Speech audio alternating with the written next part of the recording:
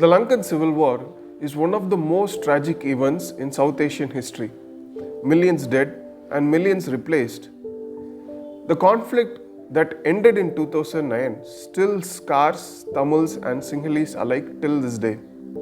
In this video, we are going to explore the spark that ignited the civil war, the Black July.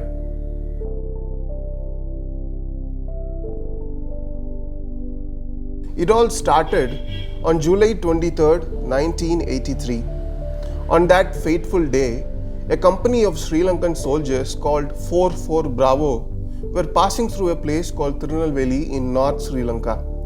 A bomb detonates in their path and they get ambushed by a Tamil insurgent group called LTTE. Remember, this was a time when LTTE was still in their nascent stage with only a dozen cadres. The 44 Bravo company got wiped out that day, resulting in the death of 15 army men. LTTE gave a statement later that the attack was in response to the killing of one of its key members, Charles Anthony. You see, by this time, racist tensions between Tamils and Sinhalese were high as a result of various events and policies of government. As news of this massacre reached Colombo, things reached a boiling point.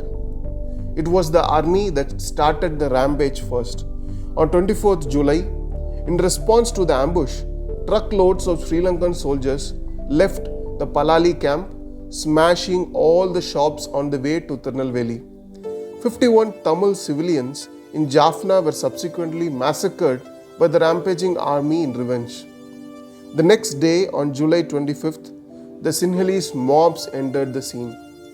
Over 7 days, the Sinhalese mobs attacked, burned, looted and killed Tamil civilians. Around 3,000 people lost their life that week. 2 lakh people lost their homes and livelihood, and over 5,000 Tamil-owned shops were destroyed throughout Sri Lanka. Sri Lanka was one of the major tourist destinations at the time.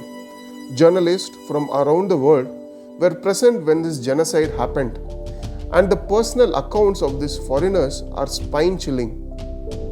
William McGowan, in his book The Tragedy of Sri Lanka, recounted a gory event of a mob hacking a child and a woman in public.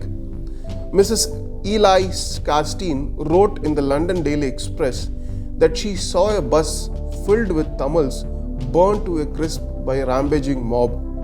There are even accounts that blame the ministers at the time, leading these anti-social elements throughout the streets of Colombo. Tamil passengers in trains were killed by fellow travelers, and political prisoners in Velikanda prison were killed by jail guards and inmates.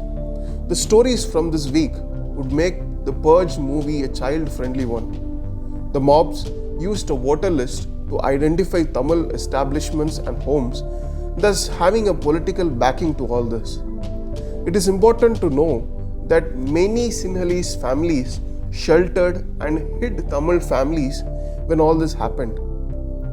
After a week of non-stop killing and looting, the Lankan government finally stepped in due to increasing pressure from India and UK. But the damage was already done. Tamils, who still trusted the government after the Jaffna library burning and anti-Tamil policies, finally lost it. It's noteworthy that only after this tragic event that people flocked towards insurgent groups like LTTE, Tello and Plot, turning these small insurgent groups to full-on rebel armies. Remember, those who don't learn from history are doomed to repeat it. Events like Black July and Tiananmen Square massacre must be etched in the memory of generations to come to teach them the ill effects of violence.